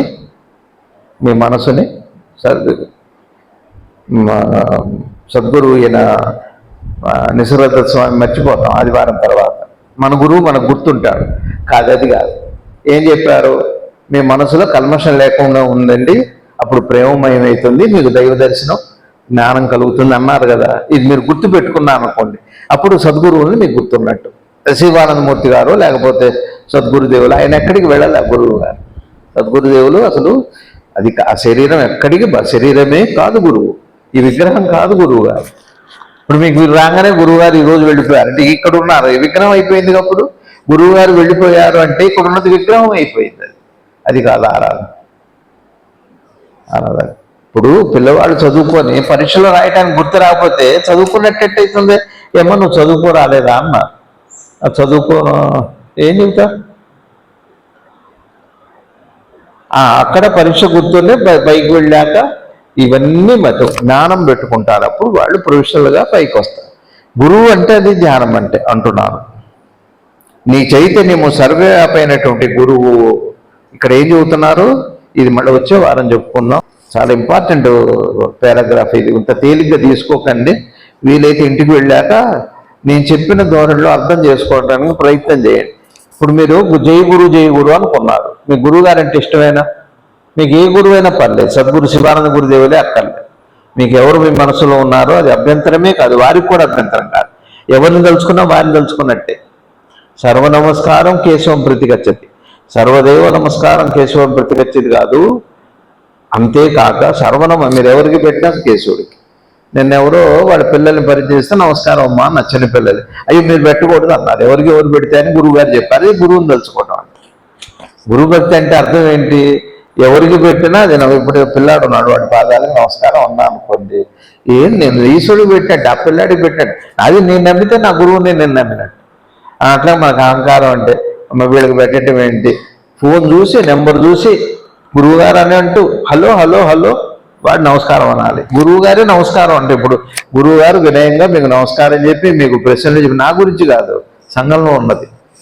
డ్రెస్సుకున్న విలువ ఇవాళ విషయానికి లేదని, ధ్యానానికి ఉన్న విలువ గుణానికి లేదని, అహంకారానికి ఉన్న విలువ పవిత్రతకి లేదని, ప్రేమకున్న విలువ భగవంతుడికి విలువిస్తున్నాం, ప్రేమకు ఇవ్వట్లేదు. భగవంతుడు వేరు, ప్రేమ వేరు కాదు. మీరు ఎవరిని నమ్మారో ప్రశ్న కాదు, ఏ గురువుని నమ్మారు, వాళ్ళ నమ్మకం మంచిది, మీకు ఎవరి మీద నమ్మకం ఉందో ప్రశ్న కాదు. మీరు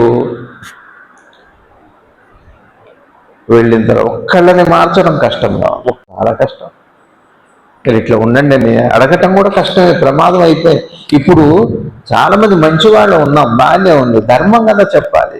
వాళ్ళు మళ్ళీ వస్తారా, వాళ్ళు చందాలు ఇస్తారా, ఎవరు ధర్మం తెలిస్తే చెప్పాలి. చెబుతున్నాను నేను, అందుకే శత్రువుని అయితే అని. ఇప్పుడు మీరు ఉన్నాను అనుకోండి, మీ ఇంట్లో మీ పిల్లవాడు, మీరు వాడు ఆగమవుతాడని మీరు ధర్మం చెప్పకపోతే ఏమైనా అనుకుంటాడా? ధర్మమే చెప్పాలి. పోతే పోయాడు, ఏం చేస్తాం? వాడు ఆగమైపోయి, ఇప్పుడు నేను బెంగళూరులో 15 మంది తొక్కిసలాట్లో పోయారు. ఆడపిల్లలు మగవాళ్ళు ఎవరి పిల్లలు పాపం.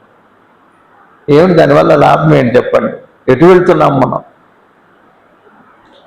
నేనేం చెప్పదలుచుకున్నానంటే, వీడు ఏమంటున్నారంటే, నువ్వు చైతన్య స్వరూపం. చైతన్యం అంటే భగవంతుడు. చైతన్యానికి మీకు చైతన్యం యొక్క దర్శనం కావాలి. నేనెవరో మీకు తెలియాలి. అది ప్రేమ ఉన్నప్పుడు అర్థమైంది, కల్మషం ఉంటే అర్థం. ఇది వాళ్ళ బోధ. ఇవాళ ఎసెన్స్ ఏమిటి?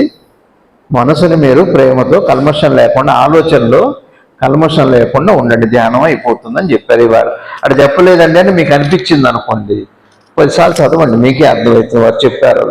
అంటే మీరే చెప్పారండి ఇవన్నీ, మీరు ఏదో మనసులో పెట్టుకొని చెబుతున్నారు, మీరు ఎవరి మనసులో ఎవరు ఏదో ఉంది అందుకే మీరు ఇవన్నీ చెబుతారు. నేను ఏది ఎవరి మనసులో సత్యమే చెప్పాను. నేను ఏది గురువుగారు అన్నాను, నాకు చెప్పిన మనిషిగా ఎదుగు తర్వాత దేవుడి దర్శనం అన్నారు వారన్నమాట. ఇప్పుడు ఈ సద్గురు నిసర్గదత్త మహారాజు ఏం చెప్పారో సద్గురు శివానంద భగవాన్ వారు 88లో అదే చెప్పారు.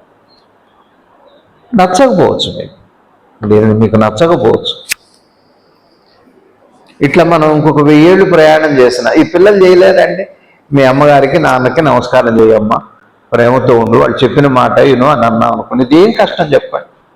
మీకు ఇంగ్లీష్ రాకపోవచ్చు, చదువు రాకపోవచ్చు, మీరు MBA చేయలేకపోవచ్చు, ఇంజనీరింగ్ చేయలేకపోవచ్చు, మీరు డాక్టర్ కాలేకపోవచ్చు, అది మీ అదృష్టంలో లేకపోవచ్చు. కానీ అమ్మని అమ్మతో అమ్మగా, ఆ నాన్నగా, బంధువులుగా చూడటం కష్టమా? అప్పుడు ఏమవుతుంది? మనసు పవిత్రమై ప్రేమపూరితమై అప్పుడు మీ చైతన్యం మీకు దర్శనమై మీ ఆలోచనలు చేస్తుండగానే మీకు పరమాత్మ దర్శనమిస్తాడు. మీరు మాట్లాడుతుండగానే ఆ మెరుపు మెరుస్తుందండి. అది అలాగే తపస్సు చేసి ఎక్కడికో వెళ్ళక్కర్లే, మీరు కాశీ అరుణాచలాలు ఇక్కడ వాళ్ళని వదిలిపెట్టి ఇక్కడ నీకు ఆదివారం నాడు ఒక సత్సంగం వినడానికి చేత కాదు, అబ్బా అప్పుడే ప్రాణం పోతున్నట్టుగా ఉంటారు. అంత దూరం ఎలా ప్రయాణం చేస్తారండి మీరు? కాశీ విశ్వేశ్వరుడు ఎట్లా దర్శనమిస్తాడో దయత. ఇంత మాత్రం చేత ఆయన మాయగాడు, ఆయన అంత అమాయకుడు ఆయన. మీరు కల్మషంగా ఉండగా మీకు వరాలు ఇవ్వటాక మీకు ప్రారంభ కర్మలో ఉంటే వస్తుంది అది. కాశీ వెళ్ళి అరుణాచలం వెళితే రాదండి, కల్మషం లేకపోతే వచ్చేది ఒకటి. కాశీ వెళితే కూడా రాంది కల్మషం లేకపోతే వస్తుంది, బాగా గుర్తుపెట్టుకోండి. కాశీ అంటేనే కల్మషం లేకపోవటం. మీరు కాశీ ఏం వెళ్ళగలమా? ఇప్పుడు వెళ్ళగలమా కాశీకి? కాశీ వెళ్ళటం కాదు, కల్మషం లేకపోతే మీరు కాశీ అయినట్టు, కాశీ క్షేత్రమే మనసు. అదే అంటున్నారు ఆయన శ్రీ నిసర్గదత్త మహారాజు. మీకు అర్థమైందా అండి? ఇప్పుడు ఇట్లా మంచి మాటలు చెబుతాం, అమ్మని రాదు. ఎందుకు రాలేదంటే అడ్రస్ అడిగి వెళ్ళలేము అంటే ఎందుకు వెళ్ళలేకపోతున్నారు? అదే ఒకటి ఏదో వస్తుందనుకోండి వెళ్ళిపోతాంగా ఎక్కడికైనా. స్టేడియానికి వెళ్ళిన వాళ్ళు 15 మంది తొక్కిస్లాట్లు చచ్చిపోతారు, కానీ గుళ్ళోకి మాత్రం ఒక ప్రసాదానికి మిగలరు. ఏం చెప్పట్లే, కాలం అలా అయిపోయింది. కాబట్టి మీకు ధర్మం తెలిస్తే చెప్పండి, అది మీ అబ్బాయి అయినా మీ వార, ఈ ధర్మం మిగిలిన వదిలిపెట్టండి, చిన్న వదిలిపెట్టండి. శరీరం ఇవేం బంధాలు కాదు, ఇవి పెద్ద ఇబ్బంది కాదు. చేయగలిగింది చేయలేకపోవటం పేరు బంధం, చేయలేనిది చేసే ప్రయత్నం పేరు బంధం, అంతే నాకు తెలుసు. మీ కాశీ అంటే అర్థమైందా? ఏంటి చెప్పండి వాణిగా? కల్మషం లేకపోతే కాశీ వెళ్ళినట్టే, ఎక్కడికి వెళ్ళక్కర్. ఇంత పెట్టుకొని ఎవరు పనికి రాకుండా, ఎవరు పనికి రావట్లా. యాత్రలు చేస్తారు, యజ్ఞాలు చేస్తారు, ఎక్కడికో మెడిటేషన్ చేస్తారు. ఎందుకంటే ఏం చేస్తారు మెడిటేషన్? గురువు గారు చెప్పిన బోధ ఇది. ఆయన అదే అంటున్నారు. ఏమంటున్నారు? అహంకార పూరితమైంది, రహితంగా అనే ఆలోచన ఒక్కటి ఉందో చూడండి అన్నారు. మరి అదే భారం. మీ అందరికీ నమస్కారం. కష్టపెట్టలేదు, సత్యమే చెప్పాను నేను. ఇదే చెప్పారు. మీరు మళ్ళా చదవండి, ఇంటికి వెళ్ళి మళ్ళా చదవండి. ఇది అర్థం, ఇది లేకపోతే అడగండి. ఏమంటే ఇది కాదండి వారు చెప్పింది, ఇంకేదో లోతైన మాటలు ఉంటుంది. లోతైన మాటలే చెప్పడు జ్ఞాని. మీకు అత్యంత తేలికైన మాటలు, మీ నాలికతో మీ పేదాలు తుడుచుకున్నంత తేలిగ్గా ఉంటుంది జ్ఞాని బోధ. అంతేగాని కష్టపెట్టి ఏదో పెద్ద మాటలు చెప్పి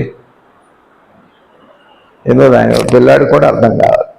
పొద్దున్నే లేచి నాన్నకి అమ్మకి నమస్కారం చేయి. అర్థమైందా? కష్టమైంది.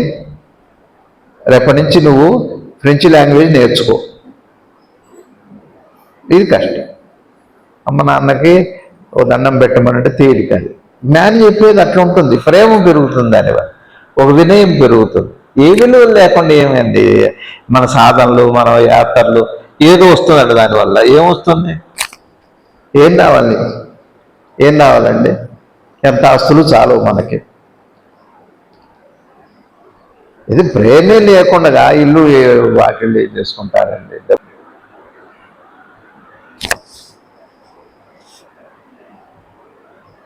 ఆ శ్రీవల్లి సీతారామ శాస్త్రి గారు పాట పాడినట్టుగా అద్భుతమైన బోధ ఇవాళ. ఆ మొదటి లైన్ ఒకటి అండర్లైన్ చేసుకొని మీ క్యాలెండర్ మీద రాసుకోండి.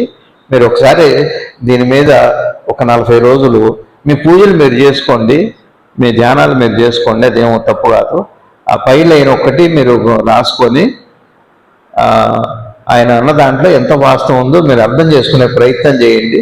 ఒక 40 రోజుల తర్వాత మీలో వచ్చే పరిణామాన్ని మీరే చూస్తారు.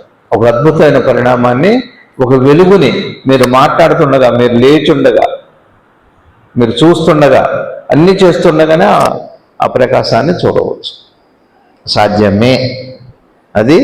అయ్యో జగ్గేపేట జంగాల ఆవిడికి సాధ్యమైంది, మీకెందుకు సాధ్యం కాదు? మీకు ఒక పిల్లాడితో ఏం కష్టం? ఆయన 2 పిల్లలు 10 మంది మనవాళ్ళు, ఆవిడికి సాధ్యమైనప్పుడు అదే మనకెంత తేలిక అవ్వాలి? నువ్వు శాసించవద్దు, ప్రతి శాసించుంటో అందరినీ శాసిస్తావా? నీకు ఎవరి మీదే విలువ లేదా?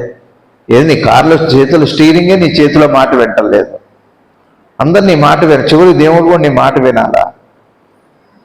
ఇది కల్మషం. నువ్వు కల్మషంతో కాశీ కాదు, కన్యాకుమారి కాదు, నువ్వు ఎక్కడికి వెళ్ళినా, అరుణాచలం వెళ్ళినా కూడా ధ్యానం ఎట్లా వస్తుందండి? ధ్యానం ఎలా వస్తుంది ప్రేమ లేకుండా? ఉంటే మహావాక్యాలు రాయగానే సరిపోయిందా? పెద్ద పెద్ద మాటలు ఎందుకండి? మామూలుగా ఉంటే సరిపోతుంది కదా, ఓ నమస్కారం పెడితే సరిపోయింది కదా. మంచి మాటలు వినండి దయచేసి. ఇప్పుడు మనకి ఇప్పటికీ జగపేటలో ఉంటారు ఎవరో ఒకడు, మనకు ఆనరు. కాకపోతే మనకి సంసారంలో కూడా ధ్యానం చేసి జ్ఞానం పొందిన వాళ్ళు మనకు ఆనరు. మనకంతా పెద్ద పెద్దవాళ్ళు కావాలి. మరి పరిస్థితి అది. అహంకారం కల్మషం ఉంటే అట్టనే ఉంటుంది. సామాన్యులు ఉన్నారు, ప్రతి ఇంట్లో ఎక్కడో ఉంటారు. 4 ఇళ్ళ అవతలో 10 ఇళ్ళ అవతలో ఖచ్చితంగా సాధకులు ఉంటారు. వాళ్ళకి గౌరవం లేకపోతే ఎట్లా? ఎక్కడో ఎవరో ఉన్నారు, వాళ్ళు అవధూతలు ఉన్నారని మీరు అక్కడికి వెళ్ళి అవధూతలను చూడటానికి ఏంటి?